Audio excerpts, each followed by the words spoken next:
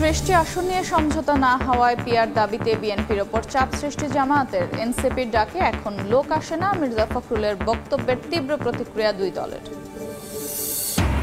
তালিকায় না থাকায় শাপলা প্রতীক পাচ্ছে না এনসিপি। বিকল্প চেয়ে আবেদনের আহ্বান ইসির। নির্বাচন নিয়ে অংশীজনদের সঙ্গে সংলাপ শুরু ২৮ সেপ্টেম্বর।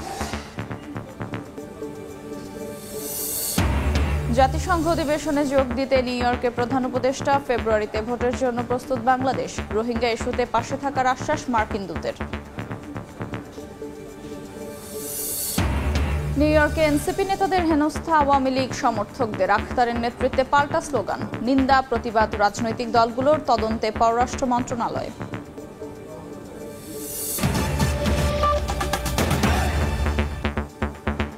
সময় সংবাদের সঙ্গে আছে আমি আফরোজা মৌটুসী। নিউ ইয়র্কে এনসিপি নেতাদের ওপর আওয়ামী লীগের হামলার প্রতিবাদে সংবাদ সম্মেলন করছেন দলটির আহ্বায়ক নাহিদ ইসলাম। সরাসরি যাচ্ছে সেখানে। কিন্তু সেদিন নির্বাচন কমিশনে গিয়ে বলেছেন যে শাপলা প্রতীক না দেবার কোনো আইনগত যুক্তি তারা নির্বাচন কমিশন আমাদেরকে দেখাতে পারেনি। ফলে আমরা এখন পর্যন্ত শাপলা প্রতীকই অটল আছি। নির্বাচন কমিশন আনুষ্ঠানিকভাবে এই বিষয়ে সিদ্ধান্ত নিলে আমরা আমাদের চূড়ান্ত প্রতিক্রিয়া জানাবো। দ্বিতীয়ত হচ্ছে গণ অধিকার পরিষদের সাথে যেটা সংযুক্তির বিষয়টা, সেটা আমরা বলেছি সেটা আলোচনার পর্যায়ে রয়েছে। সে বিষয়ে কোনো সিদ্ধান্ত হলে আমরা আনুষ্ঠানিকভাবে আপনাদেরকে জানাবো। আর মির্জা ফখরুল ইসলাম আলমগীরের বক্তব্যের প্রেক্ষিতে আমি এই মুহূর্তে কোনো প্রতিক্রিয়া দিতে চাই না। যেটা আমি আমার বক্তব্য শেষে বলেছি, যদি আওয়ামী লীগকে পুনর্বাসন করার রাজনীতি এখন বিএনপি গ্রহণ করে থাকে, তাহলে সেই রাজনীতি বিএনপির জন্য কাল হয়ে দাঁড়াবে। ফলে আমরা বলবো যে বিএনপিকে আমরা গণ অভ্যুত্থানের অংশীদার মনে করি, আমাদের ফ্যাসিবাদ বিরোধী লড়াইয়ের অংশীদার মনে করি। বিএনপি যাতে ভুল রাজনীতি না করে সেজন্য বিএনপির প্রতি আমাদের আহ্বান থাকবে। বাংলাদেশকে নতুন করে গঠন করতে হলে বাংলাদেশের সংস্কার, বিচার এবং বাংলাদেশের পুনর্গঠন প্রশ্নে এখানে আওয়ামী লীগ যে সকল বৈদেশিক শক্তির সমর্থনে দেশে ক্ষমতায় ছিল, জনগণের বিরুদ্ধে গিয়ে তাদের সাথে আপোষ করে আসলে বাংলাদেশের রাজনীতি করা সম্ভব নয়।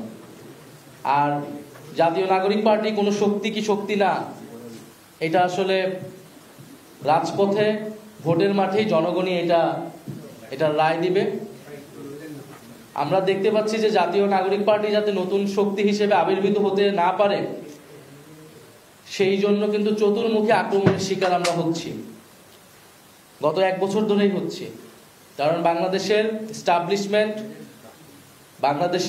যারা বাংলাদেশকে নতুন করে পুনর্গঠন করতে চায় না, যারা পুরনো ক্ষমতা কাঠামোকেই রাখতে চায়, এটা শুধু আওয়ামী লীগ না, আওয়ামী লীগের বাইরেও বিভিন্ন শক্তি, তারা কিন্তু চায় না যে তরুণদের একটি শক্তির উত্থান ঘটুক, জাতীয় নাগরিক পার্টির উত্থান ঘটুক। ফলে গত 16 বছর ফ্যাসিবাদ বিরোধী লড়াই যারা করেছেন, নির্যাতিত হয়েছেন, তাদের প্রতি আমাদের সমবেদনা রয়েছে, সহমর্মিতা রয়েছে। কিন্তু তাদের নেতৃত্বে গণ অভ্যুত্থান হয় নাই। তারা বারবার আহ্বান করার পরেও কিন্তু জনতা রাজপথে নেমে আসেনি। ফলে নিউ ইয়র্কে এনসিপি নেতাদের উপর আওয়ামী লীগের হামলার প্রতিবাদে সংবাদ সম্মেলনে কথা বলছেন দলটির আহ্বায়ক নাহিদ ইসলাম। আমরা এতক্ষণ সরাসরি ছিলাম সেখানে। এছাড়া বক্তব্যের বাকি অংশ দেখতে চোখ রাখুন সময় টেলিভিশনের ফেসবুক পেজে। নিউ ইয়র্কে এনসিপি নেতা আখতার হোসেন ও ডক্টর তাসনিম জারাকে হেনস্থা করেছে আওয়ামী লীগ নেতাকর্মীরা। প্রতিবাদে পাল্টা স্লোগান দিয়ে আখতার বলেন, আবারও প্রমাণিত হয়েছে আওয়ামী লীগ সন্ত্রাসী দল। জামায়াত নেতা সৈয়দ আবদুল্লাহ মোহাম্মদ তাহের বলেন, অসভ্য সংস্কৃতি বন্ধ হওয়া উচিত। আর বিএনপি নেতা হুমায়ুন কবির বলেন, সরকারের সমন্বয়হীনতায় অনাকাঙ্ক্ষিত ঘটনা ঘটছে। নিউ ইয়র্ক থেকে হাসানুজ্জামান সাকির রিপোর্ট। সোমবার নিউ ইয়র্ক সময় বিকেল 4:15 জন এফ কেনেডি আন্তর্জাতিক বিমানবন্দরে নেমে গাড়িতে উঠছিলেন জাতীয় নাগরিক পার্টির 2 নেতা আখতার হোসেন ও ডাক্তার তাসনিম জারা। এ সময় এনসিপির সদস্য সচিব আখতারকে লক্ষ্য করে একের পর এক ডিম ছুটতে থাকে যুক্তরাষ্ট্র আওয়ামী লীগের নেতাকর্মীরা। অকথ্য ভাষায় গালাগালিও করে তারা। বিক্ষোভকারীরা আক্তার হোসেনকে বহন করা গাড়ির সামনে শুয়ে পড়ে এবং গাড়িতে আঘাত করতে থাকে। এ সময় বিএনপি মহাসচিব ফখরুল ইসলাম আলমগীর ও হুমায়ুন কবিরও একই গাড়িতে ছিলেন।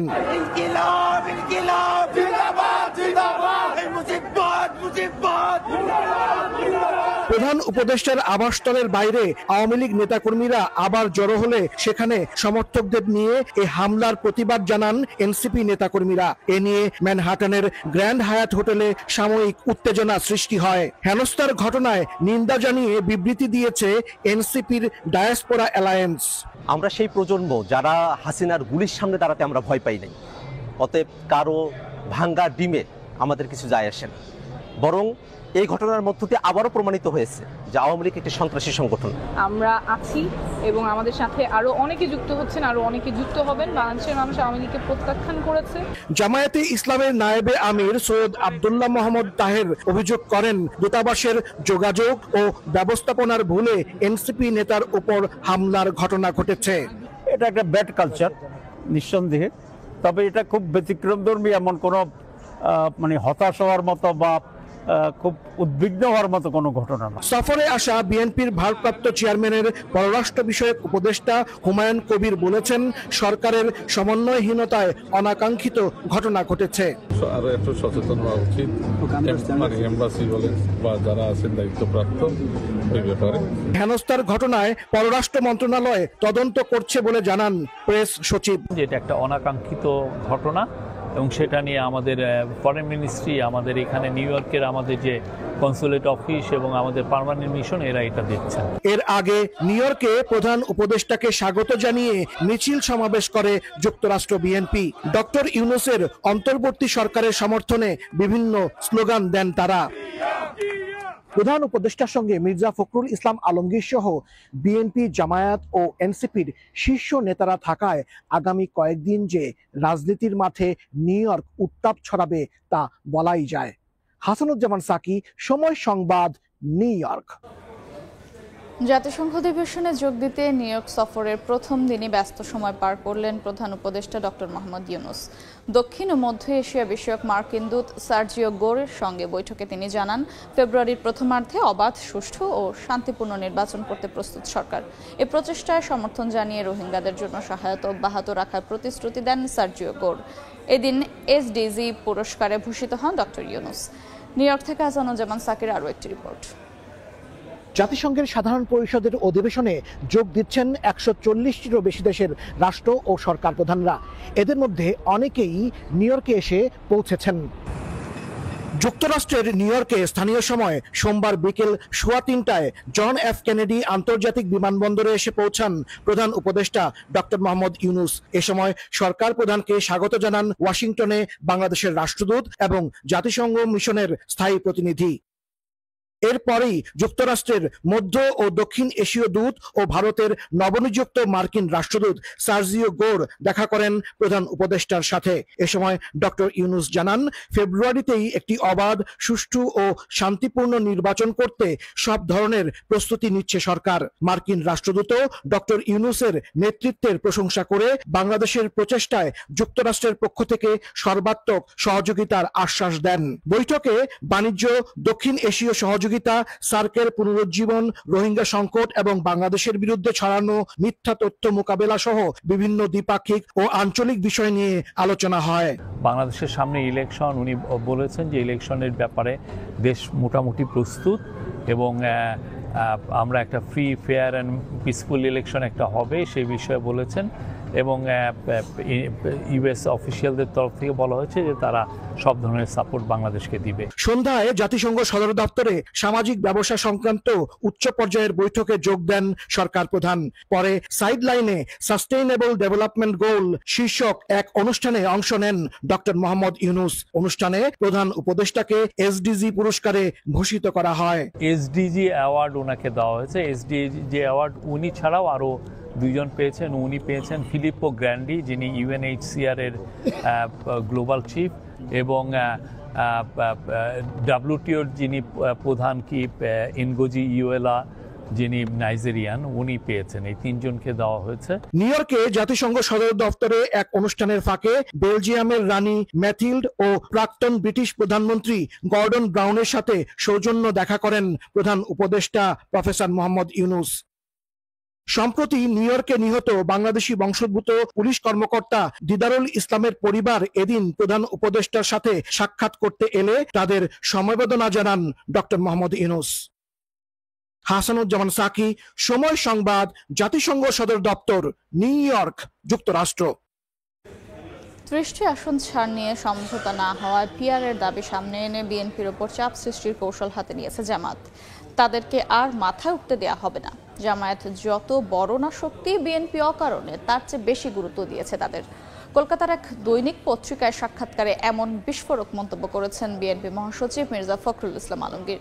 সাক্ষাৎকারে এনসিপিকে নিয়েও কথা বলেন বিএনপি মহাসচিব। বিস্তারিত আহমেদ সালেহিনের রিপোর্টে। 2 যুগের বেশি সময় ধরে বন্ধুত্ব থেকে হঠাৎ প্রতিদ্বন্দ্বী। বর্তমানে দেশের অন্যতম 2 রাজনৈতিক দল বিএনপি ও জামায়াতের এমন মুখোমুখি অবস্থান নিয়ে নানা মহলে রয়েছে প্রশ্ন, সাধারণ মানুষের মাঝেও রয়েছে কৌতূহল। 2 দলের এমন বিপরীতমুখী অবস্থানের কারণ আগামী নির্বাচনে চাহিদা মতো 30টি আসন না দেয় নাখোশ জামায়াতে ইসলামী। এমন বিস্ফোরক মন্তব্য করেছেন বিএনপি মহাসচিব মির্জা ফখরুল ইসলাম আলমগীর। ভারতের কলকাতার বাংলা দৈনিক পত্রিকা এই সময়ের সাংবাদিক অনমিত্র চট্টোপাধ্যায়কে ঢাকার গুলশানে এক সাক্ষাৎকারে একথা বলেন মির্জা ফখরুল। তার অভিযোগ, সমঝোতায় মনোপুত না হয়েই বিএনপিকে চাপে রাখতে পিআরের দাবি সামনে এনেছে জামায়াত। তাদেরকে আর মাথায় উঠতে দেয়া হবে না বলে সাফ জানান বিএনপি মহাসচিব। মন্তব্য করেন, জামাত যত বড় না শক্তি, বিএনপি অকারণে তার চেয়ে বেশি গুরুত্ব দিয়েছে তাদের। সাক্ষাৎকারে জাতীয় নাগরিক পার্টি এনসিপিকে নিয়েও কড়া মন্তব্য করেন মির্জা ফখরুল। সেখানে দাবি করেন, এনসিপি এখন আর কোনো শক্তি নয়, তারা ডাকলে এখন আর লোক আসে না। দলটির এখন একমাত্র লক্ষ্য বিএনপিকে সরকার গঠন করতে না দেয়া। তবে দলটি বিএনপির কাছে আসন সমঝোতার কোনো প্রস্তাব দেয়নি বলেও জানান ফখরুল। অবশ্য সাক্ষাৎকারে জুলাই অভ্যুত্থানের ছাত্র নেতৃত্বের অবদানের কথা স্বীকার করেন মির্জা ফখরুল। আগামী ফেব্রুয়ারিতে নির্বাচন হবে কিনা এমন সংশয়ের জবাবে মির্জা ফখরুল দৃঢ়তার সঙ্গে জানান, আগামী রমজানের আগেই হবে ভোট। তবে চূড়ান্তভাবে রাজনৈতিক দলগুলোকে সতর্ক করে ডক্টর ইউনূস জানিয়েছেন, আগামী ফেব্রুয়ারিতে ভোট না হলে মার্চেই তিনি ক্ষমতা ছেড়ে দিবেন। আওয়ামী লীগ ও জাতীয় পার্টি সহ তাদের শরিকরা আগামী নির্বাচনে অংশ নিলে আপত্তি নেই বিএনপির, এমনটা দাবি করা হয় ওই সাক্ষাৎকারে। বলা হয়, অবাধ সুষ্ঠু নির্বাচনের জন্য সবার অংশগ্রহণ প্রয়োজন। শেখ হাসিনা গত 15 বছরে প্রতিপক্ষকে ভোটে অংশ নেওয়ার সুযোগ দেয়নি, তার শাস্তি তারা পেয়েছেন। তাই বিএনপি তাদের মতো সেই অন্যায় করতে চায় না। তবে আওয়ামী সরকারের হাতে প্রাণহানি ও রক্তপাত দেখেছে বলে জনগণ এখন তাদের সম্পূর্ণ বিরোধী, সাক্ষাৎকারে বলেন বিএনপি মহাসচিব। এদিকে ভারত আওয়ামী চশমায় বাংলাদেশকে দেখে ভুল করেছে মন্তব্য করে মির্জা ফখরুল বলেন, ভুল বোঝাবুঝির অবসান হতে হবে। আওয়ামী লীগ ভারতকে ভুল বুঝিয়ে বিএনপি জামাতকে এক বন্ধনীতে ফেলেছে। এমন মন্তব্য করে বিএনপি মহাসচিব দাবি করেন, জামাতের রাজনীতির সঙ্গে তাদের কোনো মিল নেই, তারা শুধুই নির্বাচনী শরিক। জামাতকে আর কোনো সুবিধা দিতে দেওয়া হবে না বলেও সাফ জানিয়ে দেন মির্জা ফখরুল। সংবাদটি এমন সময় প্রকাশ হয় যখন জাতিসংঘ অধিবেশনে যোগ দিতে প্রধান উপদেষ্টার সফরসঙ্গী হিসাবে জামায়াত এনসিপি নেতাদের সঙ্গে নিউ ইয়র্কের পথে ছিলেন বিএনপি মহাসচিব মির্জা ফখরুল ইসলাম আলমগীর। আহমেদ সালেহিন, সময় সংবাদ, ঢাকা। বিএনপির কাছে 30 আসন ছাড় চেয়েছে জামাত ইসলামী। মির্জা ফখরুলের এমন দাবি অস্বীকার করেছে জামাত। বিএনপিকে চাপে রাখার জন্যই পিআর দাবিতে আন্দোলনের অভিযোগ অস্বীকার করেছে দলটি। অন্যদিকে এনসিপির ডাকে এখন আর লোক আসে না এমন কথা উড়িয়ে দিয়ে তরুণদের দলটি বলছে বিপুল জনসমর্থন আছে তাদের। আওয়ামী লীগ সহ অভ্যুত্থান বিরোধীদের নির্বাচনে অংশগ্রহণের সুযোগ দেওয়ার পক্ষে নয় বলেও সাফ জানায় এনসিপি। সানবির রূপলের রিপোর্ট। জুলাই সনদের আইনি ভিত্তি সুষ্ঠু নির্বাচন, সংসদে 2 কক্ষে পিআর পদ্ধতিতে নির্বাচনের দাবিতে আন্দোলন করছে জামায়াতে ইসলামী। ভারতীয় পত্রিকা এই সময়কে দেয়া সাক্ষাৎকারে বিএনপিকে চাপে রাখতে এই আন্দোলন বলে মন্তব্য করেন দলটির মহাসচিব মির্জা ফখরুল ইসলাম আলমগীর। এছাড়াও বিস্ফোরক সব মন্তব্য করেন যা ঝড় তুলেছে রাজনীতিতে। আমাদের পক্ষ থেকে মির্জা ফখরুলের দাবি অস্বীকার করে জামায়াত বলছে তাদের আন্দোলন জনগণের দাবি। 30টি আসন ছাড় নিয়ে সমঝোতার প্রস্তাবও মিথ্যা। তো এটা একটা অসত্য বক্তব্য, এই ধরনের কোনো আলোচনা বিএনপির কারোর সাথেই হয় নাই। জামায়াতকে আর মাথায় উঠতে দেয়া হবে না, মির্জা ফখরুলের এমন মন্তব্যের প্রতিক্রিয়ায় জামায়াত নেতা বলেন, তারা জনগণের সমর্থন নিয়ে রাজনীতি করেন, কারো মাথায় ওঠার জন্য নয়। অন্তর্বর্তীকালীন সরকারের কাছে আমাদের এই দাবি, যেন কাকে চাপে রাখা বা কাকে খুশি করার জন্য এটা আমরা করি নাই। এটা আমরা জনকল্যাণেই ভেবেচিন্তেই আমরা এটা দিয়েছি। এটা শুধুমাত্র তো আমাদের দাবি না, এখন এটা একটা অর্থে বলা যায় এটা একটা জাতীয় দাবিতে পরিণত হয়েছে। সাক্ষাৎকারে এনসিপি নিয়েও মন্তব্য করেন মির্জা ফখরুল, বলেন এনসিপির ডাকে এখন আর লোক আসে না। এই বক্তব্যের বিরোধিতা করে এনসিপি বলছে, জুলাই পদযাত্রায় বিপুল জনসমর্থন মিলেছে, বরং গত 17 বছরে বিএনপিকেই ছোট দল মনে হয়েছে। এনসিপির ডাকলে লোক আসে না, আমার ধারণা ওনার কিছু তথ্যের ঘাটতি আছে। 60 জেলায় আমরা যে পদযাত্রা করলাম, প্রত্যেকটা জেলায় বিপুল জনগণের সাড়া দেখা গেছে। বিএনপি এত বড় দল গত 17 বছর মনে হয় নাই। সেদিকে আমাদের বয়স মাত্র 6 মাস। এখনই যে মির্জা ফখরুল ইসলাম আলমগীর সাহেবকে এই ধরনের কথা বলতে হচ্ছে, এটাই কিন্তু আমাদের শক্তিমত্তার পরিচয়। আওয়ামী লীগ ও 14 দলকে নির্বাচনে অংশগ্রহণের সুযোগ দেওয়ার পক্ষে থাকায় মির্জা ফখরুলের বক্তব্যের নিন্দা জানিয়ে বিষয়টি নির্বাচন ভণ্ডুলের ষড়যন্ত্র বলে মন্তব্য করেন সরওয়ার তুষার। তিনি চান আওয়ামী লীগ, জাতীয় পার্টি, 14 দল সবাই নির্বাচনে আসুক। এটা খুবই ভয়ঙ্কর এবং আপত্তিকর বক্তব্য, এবং আমরা আমাদের দল থেকে সর্বোচ্চ তীব্র নিন্দা জানাই। কোনোভাবেই আগামী নির্বাচনে যদি আপনি আওয়ামী লীগকে অংশ নেন, এই পরিকল্পনাটা হচ্ছে আগামী নির্বাচনকে ভণ্ডুল করার পরিকল্পনা। অন্য রাজনৈতিক দলের মতো ফেব্রুয়ারিতে নির্বাচনে আপত্তি নেই এনসিপির, তবে তার আগেই বিচার ও সংস্কার নিশ্চিত করার দাবি দলটির। সানবীর রূপল, সময় সংবাদ, ঢাকা। তালিকায় না থাকায় শাপলা প্রতীক পাচ্ছেন এনসিপি। দলটিকে বিকল্প প্রতীকের জন্য আবেদন করতে বলেছে নির্বাচন কমিশন। দুপুরে আগারগাঁওয়ে নির্বাচন ভবনে সংবাদ সম্মেলনে ইসি সচিব জানান, কমিশনের 115টি প্রতীকের তালিকায় শাপলা নেই। নিয়ম অনুযায়ী রাজনৈতিক দলকে নির্ধারিত তালিকার ভেতর থেকেই প্রতীক নিতে হয়। এদিকে আগামী 28 সেপ্টেম্বর থেকে নির্বাচন নিয়ে অংশীজনদের সঙ্গে সংলাপ শুরু হবে। প্রথম দিন থাকবেন সুশীল সমাজ ও শিক্ষক প্রতিনিধিরা। পূজা ও ছুটি বিবেচনায় ধাপে ধাপে এই আলোচনার সময়সূচি নির্ধারণ করা হবে বলেও জানান ইসি সচিব। এনসিপি শাপলা প্রতীক পাচ্ছে না, কারণ হচ্ছে যে আমাদের 115টার যে শিডিউলটা করা হয়েছে সেখানে শাপলা প্রতীক নেই। নিয়মটা হচ্ছে যে সংরক্ষিত প্রতীক যেটা আছে সে প্রতীকের ভিতর থেকে একটা নিতে হবে। সে প্রতীকে যদি শাপলা প্রতীক না থাকে তাহলে দেওয়ার সুযোগটা কোথায়? রাজনৈতিক দল, নির্বাচন বিশেষজ্ঞ, জুলাই যোদ্ধা, এনাদের সাথে আমরা পর্যায়ক্রমিকভাবে আমাদের আলোচনাগুলো শুরু করব, এবং আমরা প্রাথমিকভাবে কমিশন সিদ্ধান্ত নিয়েছেন যে 28 তারিখ থেকে করা হবে, এবং একটু গ্যাপ দিয়ে করতে হবে। সময় সংবাদে আরো থাকছে। একজন কর্নেল আরেকজন মেজর ভুয়া পরিচয়ে গড়ে তোলেন প্রতারক চক্র। চাকরি দেওয়ার নামে হাতিয়ে নেয় লাখ লাখ টাকা। ভুক্তভোগী শত শত তরুণ, গ্রেফতার 6। মানবতা বিরোধী অপরাধের মামলায় শেখ হাসিনা সহ 3 জনের বিরুদ্ধে ফের জবানবন্দি দিলেন সিআইডির ফরেনসিক বিশেষজ্ঞ। তিনি শেখ হাসিনার 3টি কথোপকথনের ফরেনসিক পরীক্ষা করেছেন। আন্তর্জাতিক অপরাধ ট্রাইব্যুনাল 1-এর চেয়ারম্যান বিচারপতি মোহাম্মদ গোলাম মুর্তজা মজুমদারের নেতৃত্বাধীন 3 সদস্যের ট্রাইব্যুনালে সাক্ষ্য দেন তিনি। পরে সাক্ষ্য দেন ডিএমপির ক্রাইম কমান্ড এবং কন্ট্রোল রুমে দায়িত্ব পালন করা পুলিশ সদস্য কামরুল হাসান। জবানবন্দিতে বলেন, 17 জুলাই সকাল 11:30টার দিকে ওয়্যারলেস বার্তার মাধ্যমে আন্দোলন দমনের সর্বোচ্চ বল প্রয়োগ ও চাইনিজ রাইফেল দিয়ে গুলি করার নির্দেশ দিয়েছিলেন তৎকালীন ডিএমপি কমিশনার হাবিবুর রহমান। এদিন উত্তরার মানবতা বিরোধী অপরাধের মামলায় গ্রেফতার এক আসামি স্বীকারোক্তিমূলক জবানবন্দি দিয়েছেন বলে ট্রাইব্যুনালকে জানিয়েছে প্রসিকিউশন। এই মামলার তদন্ত 22 অক্টোবরের মধ্যে শেষ করার নির্দেশ দিয়েছেন ট্রাইব্যুনাল। এছাড়া গাজীপুরের মামলায় সাবেক ওসি আশরাফকে জিজ্ঞাসাবাদের অনুমতি পেয়েছে প্রসিকিউশন। এদিকে ট্রাইব্যুনাল 2-এ আশুলিয়ায় 6 মরদেহ পোড়ানো ও একজনকে হত্যা মামলায় 4র্থ দিনে সাক্ষ্য গ্রহণ হয়।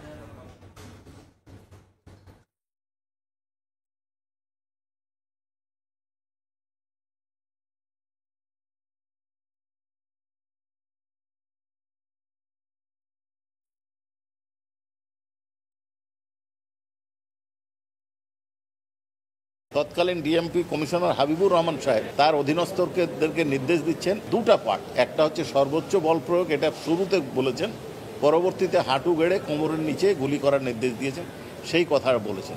এইখানে ডিফেন্স থেকে বলার চেষ্টা করা হয়েছে যে এটা আত্মরক্ষার জন্য করা হয়েছে, কিন্তু আমার সাক্ষী এটা পরিষ্কার করেছেন সেই দিন অর্থাৎ 17 জুলাই এ ধরনের কোনো পরিস্থিতির সৃষ্টি হয়নি যাতে গুলি করার প্রয়োজন ছিল। এই সংক্রান্তে আরও বক্তব্য আছে, ক্রমশ এটা আয়োর সাক্ষী যখন হবে, আমরা যখন আর্গুমেন্ট করব তখন এগুলো উপস্থাপিত হবে। একজন কর্নেল, আরেকজন মেজর, আছে বডিগার্ড, ড্রাইভারও, যেন সেনাবাহিনীর একটি ইউনিট, আসলে সংঘবদ্ধ প্রতারক চক্রের সদস্য। সেনা কর্মকর্তা পরিচয়ে বিভিন্ন বাহিনীতে চাকরি দেওয়ার নামে লাখ লাখ টাকা হাতিয়ে নিয়েছে তারা। 6 সদস্যকে গ্রেফতারের পর র্যাব বলছে ভুয়া মেজর পরিচয়ে বহু প্রেমের সম্পর্ক গড়ে ধোঁকা দেন চক্রটির প্রধান সোহেল।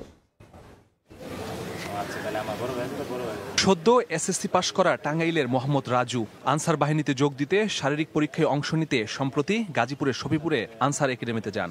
বাদ পরে বের হতে তার সঙ্গে দেখা হয় মেজর পরিচয় দেয়া এক ব্যক্তির। চাকরি পাইয়ে দেওয়ার নিশ্চয়তা দিয়ে রাজুকে ফাঁদে ফেলা হয়। মেজর সোহেল নামে এক স্যারে ফোন দেওয়া, বলে তোমার চাকরি হবে, চাকরির টাকা চাই এলো 12 লাখ। নানা নাটক সাজিয়ে নিয়োগপত্র দিয়ে 6 লাখ টাকা হাতিয়ে নেন চক্রটি।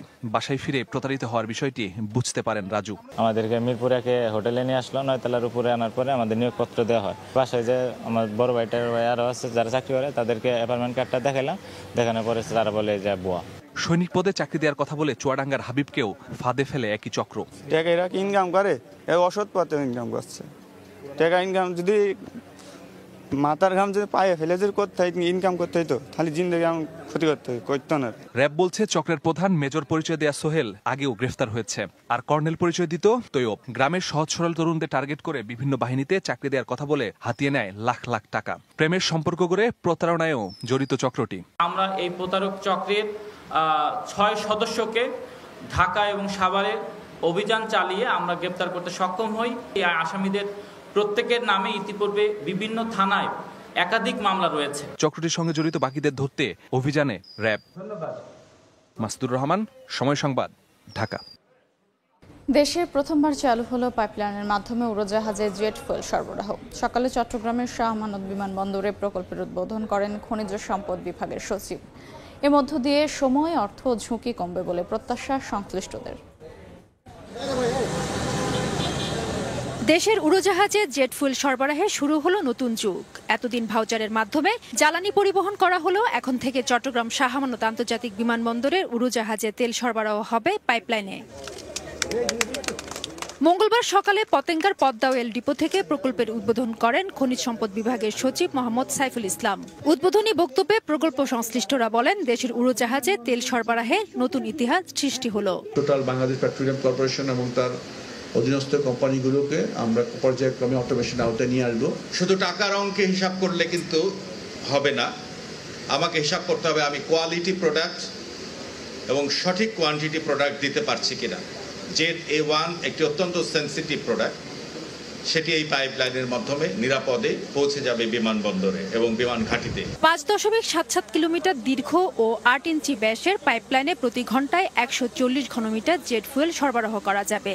এতে উড়োজাহাজে তেল সরবরাহে সর্বোচ্চ নিরাপত্তার পাশাপাশি সময়, অর্থ ও ঝুঁকি কমবে বলে প্রত্যাশা সংশ্লিষ্টদের। এই প্রকল্পের মাধ্যমে আমাদের যে শাহ আমানত বিমানবন্দরের সমস্ত চাহিদা পূরণ হবে। জেট 1 স্পেশালি, এটা জেট 1 পাইপলাইন, অন্য জেট ফুয়েল এটা দিয়ে পরিবহন করা হবে না। উড়োজাহাজের জ্বালানি পরিবহন ও পরিচালন ব্যয়ও হ্রাস হবে। একই সাথে যে কোনো ধরনের প্রাকৃতিক ও রাজনৈতিক জরুরি পরিস্থিতিতে চট্টগ্রাম শাহ আমানত আন্তর্জাতিক বিমানবন্দর ও বাংলাদেশ বিমানবাহিনী ঘাঁটি জরুরি হকে নিরবচ্ছিন্ন জেট A1 ফুয়েল সরবরাহ নিশ্চিত করা সম্ভব হবে। এই উদ্যোগের মাধ্যমে জাতীয় জ্বালানি নিরাপত্তা যেমন সুসংহত হবে, তেমনি বিমান বাহিনীর অপারেশনাল ক্ষমতাও অনেক গুণে বৃদ্ধি পাবে। 170 কোটি টাকা ব্যয়ের প্রকল্পটির নির্মাণ কাজ শুরু হয় 2023 সালের 19 ডিসেম্বর।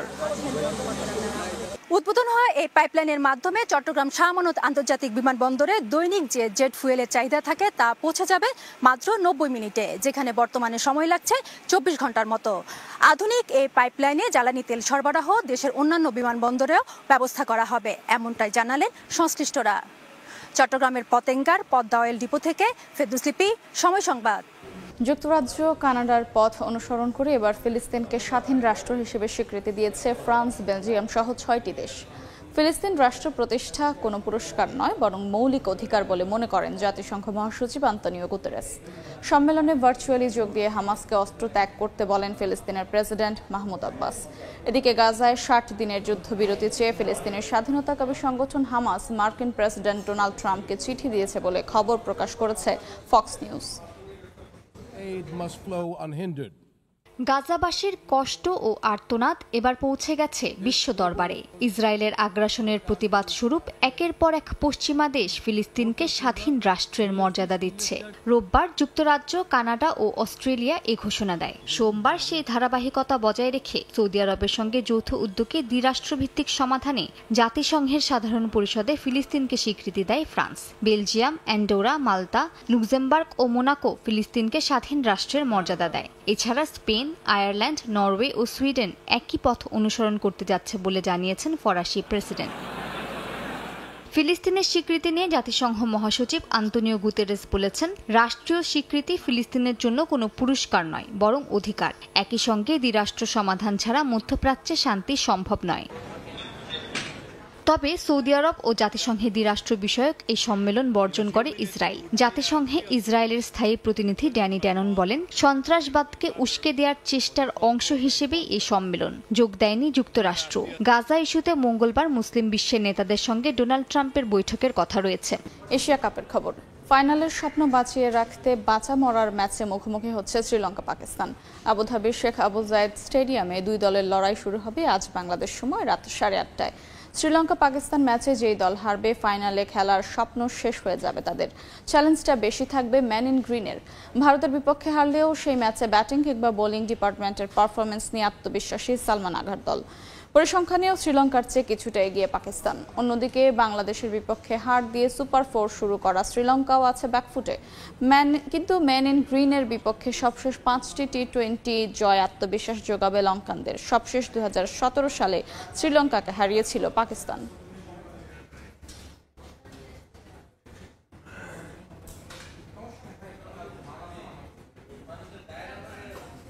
এ পর্যায়ে শীর্ষ সংবাদগুলো জানিয়ে দিচ্ছে আরেকবার। 30টি আসন নিয়ে সমঝোতা না হওয়ায় পিআর দাবিতে বিএনপির ওপর চাপ সৃষ্টি জামায়াতের। এনসিপির ডাকে এখন লোক আসে না। মির্জা ফখরুলের বক্তব্যের তীব্র প্রতিক্রিয়া দুই দলের। স্বপ্ন প্রতীক পাচ্ছেন এনসিপি। বিকল্প চেয়ে আবেদনের আহ্বান ইসির। আইনি যুক্ত দেখাতে পারেনি কমিশন। দাবিতে অটল থাকার ঘোষণা নাগরিক পার্টির।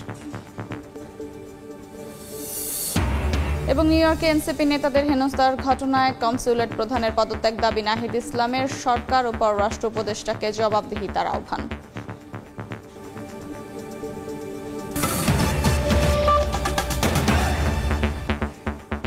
এই ছিল সময় সংবাদে। আন্তর্জাতিক সময় নিয়ে ফিরছে কিছুক্ষণ পর। সঙ্গেই থাকুন সময়ের।